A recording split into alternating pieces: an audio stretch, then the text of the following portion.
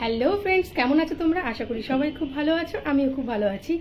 তো তোমরা টাইটেল দেখে তো বুঝতেই পারছো আজকে আমি একটা অন্য টাইপের ভিডিও আনছি তোমাদের সামনে। আসলে যেহেতু আমি এখন তোমাদের সাথে ডেইলি ব্লগটা শেয়ার করি, আমার লাইফস্টাইলটা পুরোটাই শেয়ার করি, তো ভাবলাম যে এই ব্যাপারটাও শেয়ার করি যেটা আমার লাইফের সাথে ঘটেছে, একটা অনেক বড় ব্যাপার। সেটাই তোমাদের সাথে আজকে শেয়ার করা। যেটা হচ্ছে আমরা যেখানে আজকে যাচ্ছি, যে বাড়িতে যাচ্ছি সেটা হচ্ছে আমার জ্যাঠা শ্বশুরের বাড়ি, মানে আমার হাজব্যান্ডের জেঠু বাড়ি। তো কদিন আগে না, 1 বছর আগে আমার জেঠিমা, মানে জেঠিমাকে আমরা বড়মা বলে ডাকি, তো জেঠিমা মারা যান। তো ওনার রিলেটেড কিন্তু মানে কিছু ঘটনা ঘটেছে আমার লাইফের সাথে, যেটা আমরা ভীষণ মানি। আমার মেয়ে জন্ম হওয়া নিয়ে একটা রহস্যজনক ব্যাপার কিন্তু আমাদের লাইফের সাথে ঘটে গেছে।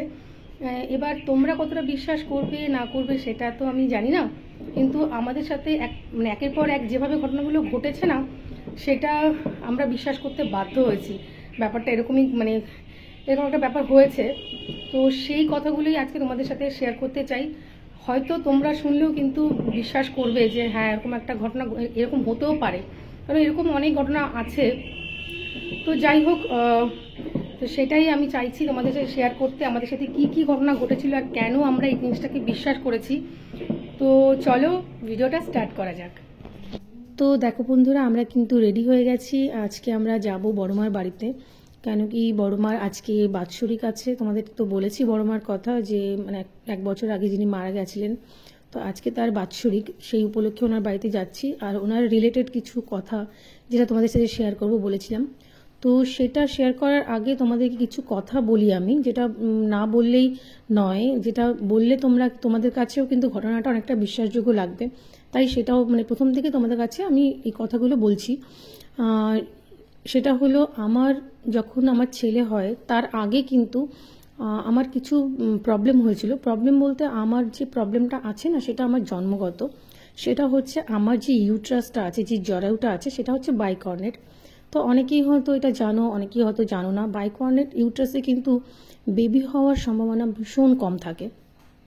তো সেই জায়গায় দাঁড়িয়ে আমারও সেরকম কিছু প্রবলেম ছিল। তো আমার ছেলে হওয়ার আগে কিন্তু আমার একটা মিসক্যারেজও আছে। আমার বেবি একটা এসেছিলো, সেই 1.5 মাসের মাথায় কিন্তু ও মিসক্যারেজ হয়ে যায়। তো তারপরে আমার ছেলে আসে। তো আমরা যতটা ট্রিটমেন্ট করার দরকার ততটা করেছিলাম।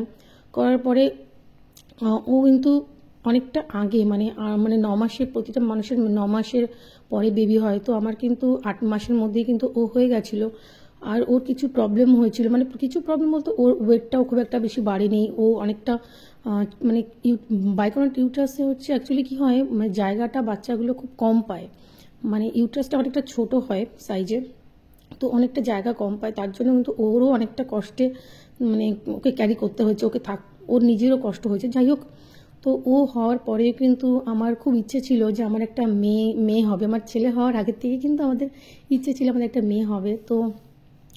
তো সেই আশাটা পূরণ করার জন্য আমরা কিন্তু আবারও বলেছিলাম যে আরেকটা ইস্যু নেব আমরা। কিন্তু সেই একটা ভয় কিন্তু মাথায় ছিল যে আবার যদি কোনো রকম কোনো প্রবলেম হয় বা কিছু, তো আমরা কিন্তু আবার ট্রাই করেছিলাম, কিন্তু সেটাও কিন্তু আমাদের মিসক্যারেজ হয়ে যায়। তো তারপর থেকে না মনটা কেমন হয়ে, মানে ভেঙে যায় না, যে বেবি আসার পরে যে আনন্দটা হয়, তারপরে যদি মিসক্যারেজ হয়ে যায় তার থেকে কষ্টের কিছু হয় না। তো এটা হওয়ার পরে তো আমরা কিন্তু আর ট্রাই করিনি বেবির জন্য। তখন আমরা মানে অনেকগুলো বছর কেটে যায়, কাটার পরে আমরা চলে যাই হায়দ্রাবাদে। আমার হাজব্যান্ডের পোস্টিংয়ের জন্য হায়দ্রাবাদে যাই।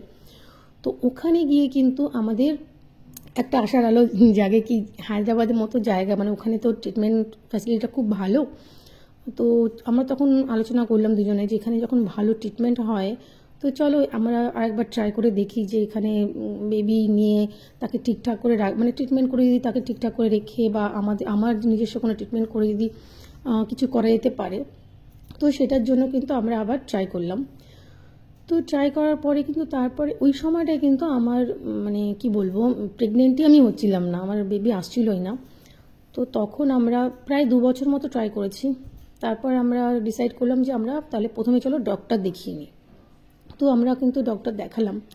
দেখানোর পরে ডক্টর আমাদের বলল যে, আমাকে টেস্ট করলো আর আমার হাজব্যান্ডকেও টেস্ট করলো। করার পরে বললো আমার হাজব্যান্ডেরও কিছু প্রবলেম চলে এসেছিলো ওই সময়টা ওরও কিছু প্রবলেম ছিল, আর আমার তো অনেকটাই প্রবলেম ছিল। যে ডক্টর বলল যে আপনাদের কিন্তু ইস্যু হবে না, হওয়ার মতো অবস্থায় নেই। মানে আমার যে ডিম্বাণুগুলো আছে সেগুলো মানে কোয়ালিটি খুব একটা ভালো না, তারপরে মানে বেবি আসতেও প্রবলেম আছে। তো আমাকে বলেছে যে এইভাবে নর্মালভাবে কিন্তু আমাদের বেবি আসবে না, চাইলে আপনারা আইভিএফ করতে পারেন। তো তখন আমরা সব শুনলাম যে আইভিএফ করতে কী কী করতে হয়, কত টাকা খরচা হতে পারে, সব কিছু আমরা শুনে আসলাম। তো আসার পরে বাড়িতে আমরা দুজনে ডক্টরকে বললাম আমরা একটু আলোচনা করে দেখি।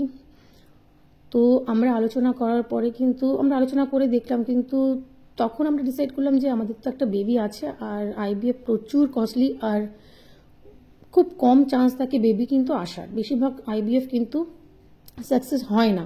তো এতগুলো টাকা খরচাও হবে, আবার হবে কি না হবে তারও কোনো গ্যারান্টি নেই। তো যেহেতু একটা বেবি আছে, সেরকম যদি বেবি না থাকতো তো যেভাবে হোক আমরা চেষ্টা করতাম। তো যাই হোক ওই সময়টা কিন্তু আমরা ওটা অফ করে দিলাম, মানে আমরা বললাম যে আর করবো না, থাক, দরকার নেই, আমাদের ট্রিটমেন্টের দরকার নেই, আমরা একটা বাচ্চা নিয়েই হ্যাপি। তো এরকম করে কাটতে কাটতে এই যে দেখো বড় মার যে ছবিটা, এটা আমাদের বড় মা। ওই সময়টায় কিন্তু বড় মা, খবর পেলাম বড় মা মারা গেছেন। সেদিন ছিল ফেব্রুয়ারির 3 তারিখ। আর এই বড় মা কিন্তু আমার হাজব্যান্ডের কাছে ভীষণ প্রিয় ছিল, ও ভীষণ ভালোবাসতো বড় মাকে, আর বড় মাও কিন্তু ওকে প্রচণ্ড ভালোবাসতো। তো বড় মা মারা যাওয়ার 3-4 দিন পর থেকে আমার হাজব্যান্ডের এমন কোনো দিন নেই যে রাতে ও বড় মাকে স্বপ্ন দেখছে না। প্রতিদিন আমাকে ঘুম থেকে উঠে মানে মাঝরাতেও আমাকে ডেকে তুলছে, জানো তো আমি বড় মাকে না এরকম স্বপ্ন দেখছি, বড় মা আসছে আমার ঘরে, আমি বড় মাকে কোথাও একটা নিয়ে যাচ্ছি, ব্যাংকে যাচ্ছি, এখানে যাচ্ছি, ওখানে যাচ্ছি। তো ও কিন্তু সহজে ভয় পাওয়া ছেলে না, তবুও না প্রতিদিন মানে রাত্রেবেলা উঠে আমাকে বলতো না এরকম কেন দেখছি বারবার বড় মাকে স্বপ্ন দেখছি। এমন কোনো দিন যায়নি যে ও স্বপ্ন দেখেনি, প্রতিটা দিন। তো এরকম সময় আমি আমার শ্বশুরমশাইকে কল করি যে বাবা এরকম হচ্ছে, তোমার ছেলে তো বারবার বড় মাকে এখন স্বপ্ন দেখছে, জানো তো। তোমার শ্বশুরমশাই বললেন কি যে এরকম যখন হচ্ছে তুমি বাড়িতে একটু ধূপধুনা দাও সন্ধ্যাবেলা, এরকম তো বেশি দেখা তো খুব একটা ভালো না। অনেকে বলে যে এরকম মানে যে মারা গেছেন তাকে বেশি স্বপ্ন দেখা ভালো না, বা সে ডাকতে আসে, এরকম কিছু কথা আছে। তো যাই হোক, তো তবুও কিন্তু ওর স্বপ্ন দেখা কিন্তু কমছে না, মানে একদিন পর একদিন হোক, ডেলি হোক, ও কিন্তু স্বপ্ন ডেলি দেখছে। আর ওই সময়টা কিন্তু আমি একটা স্কুলে জয়েন করেছিলাম, ওখানকার একটা প্রাইভেট স্কুলে। তো স্কুল জয়েন করেছি তখন প্রায় 1 মাস হয়ে গেছে। তো 1 মাসের মাথায় একদিন আমি মানে স্কুল থেকে বাড়িতে আসছি, আমি হঠাৎ না আমার মাথাটা মনে হয় ঘুরে গেল আমার, মানে এরকম মানে একটা রাস্তা দিয়ে হাঁটছি, মানে ঘুরে সাইডে চলে যাচ্ছে এরকম মনে হলো আমার। তো আমি বাড়িতে এলাম, বাড়িতে আসার পরে আমার না কোনোদিনও মানে পিরিয়ডের ডেটটা মনে থাকে না, সত্যি মানে মনে রাখিও না কখনো, যেহেতু আমার বেবি হয় না বলে।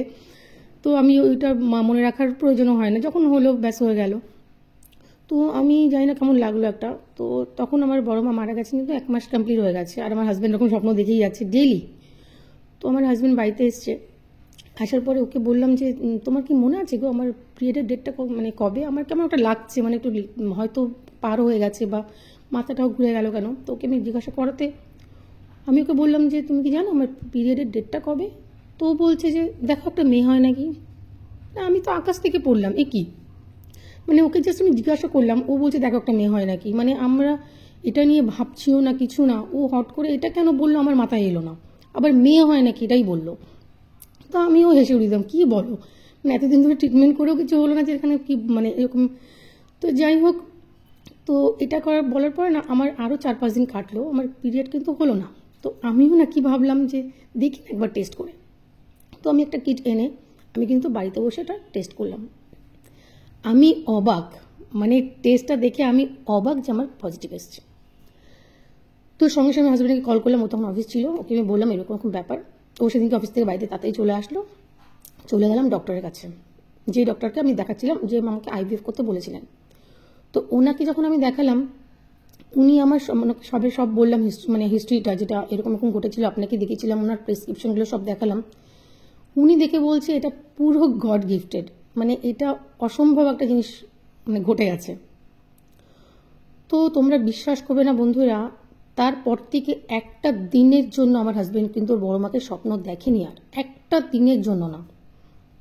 এটা হয়তো একটা গল্পের মতো লাগবে, কিন্তু একটা দিনের জন্য স্বপ্ন আর দেখেনি। শুধু তাই না, প্রতিটা মানুষ কেউ বলেছে তোর ছেলে হবে, কেউ বলেছে তোর মেয়ে হবে, অনেকে অনেক কিছু বলেছে, কিন্তু আমার হাজবেন্ড কিন্তু একটা জায়গায় স্ট্রাইক করে আছে। ও বলেছে আমার মেয়ে হবে। এটার থেকে কিন্তু একদিনের জন্য বলেনি যে না নাও হতে পারে। ও একদিনের জন্য বলেনি, ও কিন্তু সবসময় বলেছে আমার মেয়ে হবে, আর আমার মেয়েকে আমি বড় মা বলেই ডাকবো। তো জানি না ভগবানের কি ইচ্ছে, মানে কি হয়েছিল আমার সাথে, মানে সত্যি সত্যি এরকম কিছু কি হয় যে আমার বড় মাই আমাদের কাছে ফিরে এসছে। মানে অদ্ভুত একটা ব্যাপার, যেটা আমরা বিশ্বাস করি। তো আমার মেয়ে হওয়ার পরে কিন্তু প্রথম কিন্তু আমার হাজবেন্ড কিন্তু বড় মা বলেই ডেকেছে, আর এখনও কিন্তু বড় মা বলেই ওকে ডাকে। না সোনা, না সোনামা, না মাম্মা, না কিচ্ছু, ওকে কিন্তু বড় মা বলেই ডাকে। তো সেদিন যখন বড় মার বাড়িতে গেলাম, আমিও চাইছিলাম, মানে আমি খুব একটা বেরাই না ওকে নিয়ে, তবুও গেলাম আমার মেয়েটাকে নিয়ে, যে ওখানে আমার মেয়ে কি রিয়াকশান হয় বড় মার ছবিটা দেখে। বা আমরা যেহেতু মনে মনে একটু বিশ্বাস করছি আমাদের বড় মাই হয়তো এসছে, কিন্তু বিশ্বাস করুন ওই বাড়িতে গিয়ে একটা সেকেন্ডের জন্য কিন্তু ও কাঁদেনি। মানে কিছু কিছু পরপর কিন্তু ঘুম পেলে কাঁদে, একটু খিদে পেলে কাঁদে, একটা সেকেন্ডের জন্য কিন্তু বাড়িতে বসে কাঁদেনি। যেই বিছানাটায় বড় মা ঘুমোতো সেই বিছানায় ও শুয়েছে, চুপচাপ শুয়েছিল, বড় মার ছবিটার দিকে তাকিয়েছিল, একটু বিরক্ত করেনি। এবার বিশ্বাসটা সবার যার যার কাছে, কিন্তু আমাদের বিশ্বাসটা মানে এমনভাবে হয়েছে না যে আমরা বিশ্বাস করতে সত্যি বাধ্য হয়েছি। এরকম লাগছে যে সত্যি হতেই পারে না যে বড় মা আমাদের কাছে ফিরে এসছে। শুধু তাই না, আমার জেঠুর কাছে যখন ওকে ফার্স্ট দেখাই, তখন জেঠুকে বলেছিলাম জেঠু দেখো আমার বড় মা এসছে আবার ফিরে। তো জেঠুও না খুব খুশি হয়েছিল কথাটা শুনে, বড় মা মানে জেঠু ওকে আদর করলো। তো যাই হোক, আমি এইটুকুই তোমাদের কাছে বলতে চেয়েছিলাম, শেয়ার করতে চেয়েছিলাম। তো তোমরা কতটা বিশ্বাস করছো কি না করছো আমি জানি না, তবুও তোমাদের সাথে শেয়ার করতে খুব ইচ্ছে করলো, তাই করলাম।